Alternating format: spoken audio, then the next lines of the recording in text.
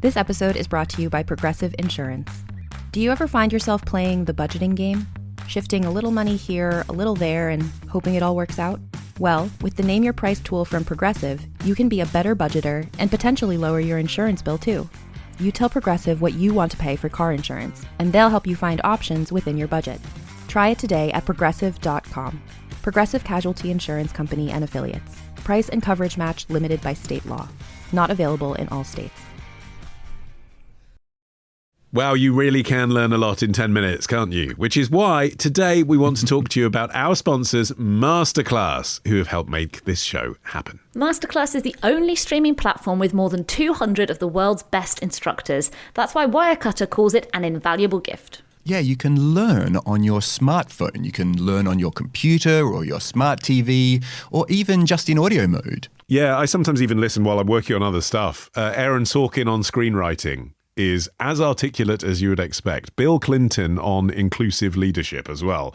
Fascinating for history fans. Other highlights also include navigating the media with Noam Chomsky, using science to solve problems with Bill Nye. And another good one is learning from the past with the Pulitzer Prize-winning historian Doris Kearns Goodwin. 88% of members feel that Masterclass made a positive impact on their lives. Plus, there's no risk. Every new membership comes with a 30-day money-back guarantee. Masterclass always has great offers during the holidays, sometimes up to as much as 50% off. Head over to masterclass.com/todayinhistory for the current offer. That's up to 50% off at masterclass.com/todayinhistory. masterclass.com/todayinhistory.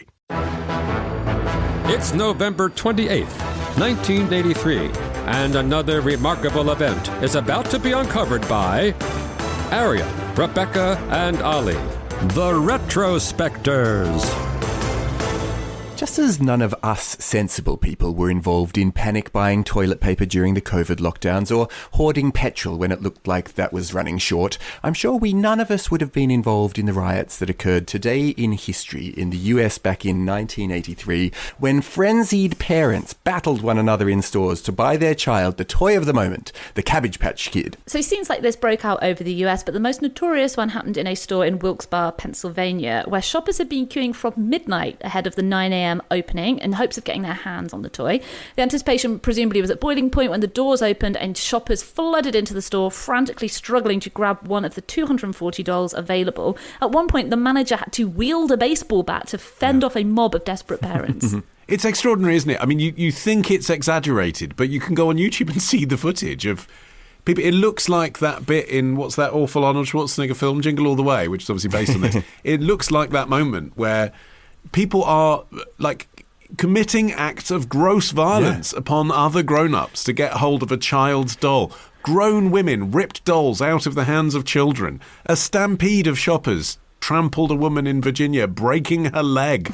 Yeah, and that store employee who was swinging his baseball bat, eventually to try to regain order, he starts tossing dolls into the crowd, which only makes things worse because the shoppers are then desperately trying to keep hold of them if they caught them, and the ones who didn't catch them, they think, well, you know, that this is fair game now, and start to try to rip them out of the other sort of fellow shoppers' hands, and then they have to make it to the checkout, and 5 women were actually transported to Wilkes-Barre General Hospital. One suffered 3 broken ribs and a broken right foot and spent several weeks after this in a wheelchair. Yeah, and in some other stores, the trampling, the pushing, the outright fight in the aisles led to the dolls being kept in cages under lock and key that could only be unlocked by store employees. One store in Connecticut hired an armoured car to deliver a batch of just 24 Cabbage Patch Kids dolls. Apparently, even so, some shoppers would actually manage to waylay the truck drivers on their way to transport the toys and bribe them to put one aside. This was the madness that was breaking out. Okay, so there's one of two directions we could go in for the next 7 minutes, right? We could either talk about the stuff you kind of already know, Tickle Me Elmo, Buzz Lightyear, yes, it's happened again, Hatchimals, right? We could do that. But what we're going to do instead is talk about the origins of the Cabbage Patch dolls themselves. Because it's one of those things that you think is straightforward, and then it unravels like a revolting plushie. So let's start with the sort of official history of the Cabbage Patch Kids, which is that in 1977, a 22-year-old artist / entrepreneur, Xavier Roberts, created them making what he called little people by hand. Mm-hmm. They were soft sculpture dolls, adaptations of traditional historical Appalachian folk little kids. And the novelty was that they were born, in inverted commas, at the Babyland General Hospital, which is really weird. It's a recreation of a maternity ward where employees in this toy shop play nurses delivering babies from cabbages. Genuinely hideous. The novelty is that when you get this revolting doll in your hands, it comes with adoption papers. So you're adopting a child, and theoretically no two of the original ones before they were mass produced, no two babies are the same. The even more fanciful story is that Zayre discovered these things when he was a 10-year-old boy, and he followed a bumblebee behind a waterfall and was led into a magical cabbage patch, and babies were being born there, and that's why he called them Cabbage Patch Kids. Yes. According to the Cabbage Patch Kids lore, which was mostly written by the guy who would go on then to get them into mass production by Colco, who is a licensing agent called Roger L. Schleifer, he and his wife wrote this whole story that explains what Cabbage Patch Kids are. So they are supposedly born when magical creatures called bunny bees pollinate cabbages with magical crystals. Roberts is, in this story, as you mentioned, portrayed as a 10-year-old who saves them from being abducted by a villainess called Lavender McDade and her henchmen, Cabbage Jack and Bo Weasel, to put them to work in her gold mines. This sounds like it was written by L. Ron Hubbard.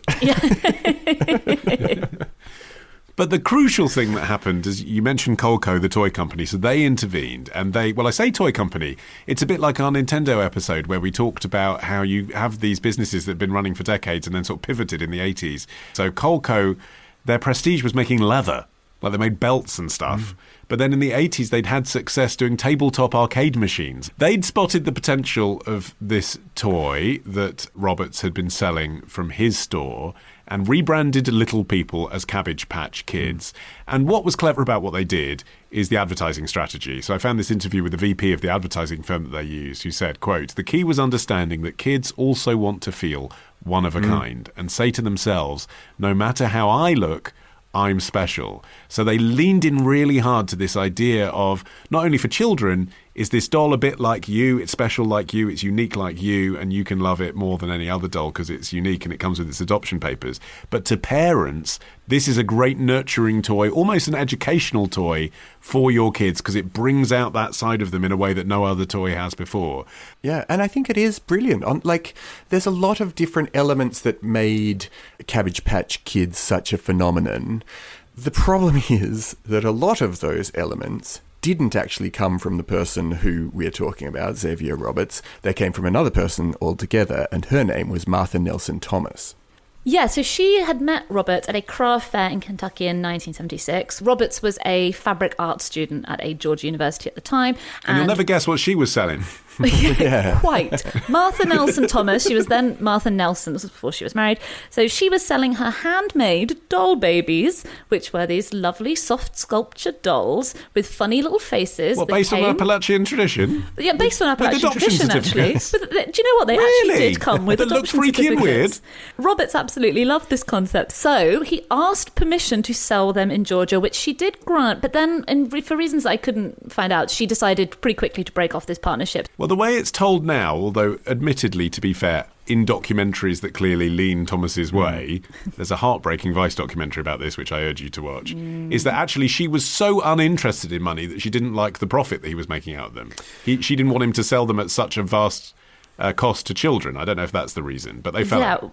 Well, and he then, in a very gentlemanly fashion, slightly changed her design to avoid getting sued and started selling them under the name The Little People. She did, in fact, sue pretty much immediately. She later settled out of court in 1985 for an undisclosed amount, which she said would put her kids through college, but the implication being that it wasn't necessarily loads. And, my God, so I wasn't expecting to cry researching this topic. However, Martha Nelson Thomas died in 2013, and her husband Tucker later said, talking about Zayre Roberts, he said, "He marketed a product very well. I really don't begrudge him. Martha and I had a wonderful life together. It wasn't elaborate, but it was wonderful. I'm not going to trade in that life for a few dollars." I mean, yeah.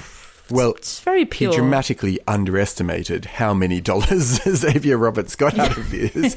And I got to say, in all of the things that Xavier Roberts didn't change, it was already a well-formed idea before he even got to it.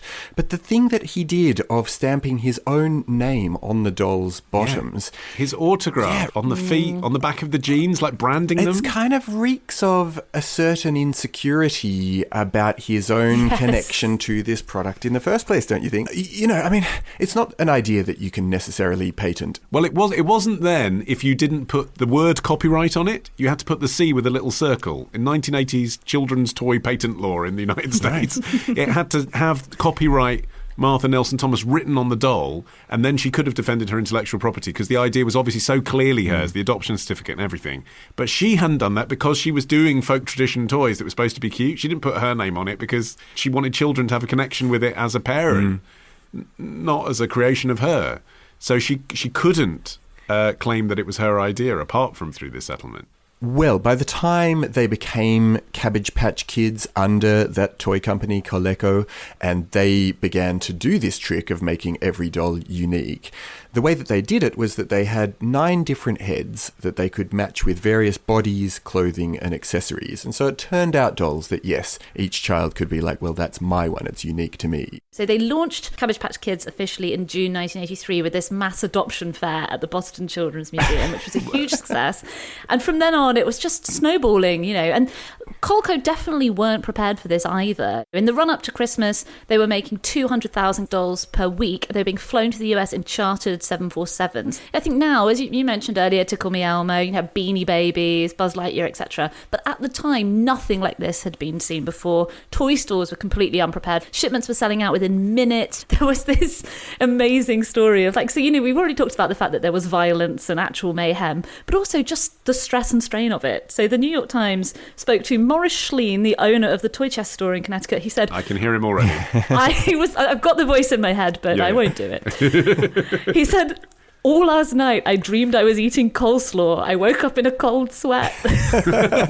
Amazing. Tomorrow. A round trip cost $1,500. Wow. In 1976 money, that's like £15 million. Ditch the ads and get a Sunday episode when you join Club Retrospectors. Patreon.com/retrospectors. Hello, I'm Vaskar Sadulu, and I host the How To Academy podcast, a bi-weekly show exploring big ideas to transform our lives and the world. Our guests include Arthur Brooks on careers, Ruby Wax on mental health, Gabor Mate on trauma, Nicole LePera on healing your relationships, and many more. You'll also hear from iconic artists, politicians, and activists, including Naomi Klein, Gordon Brown, Anna Funder, and a whole host of other very impressive people. That's the How To Academy podcast, available bi-weekly wherever you listen.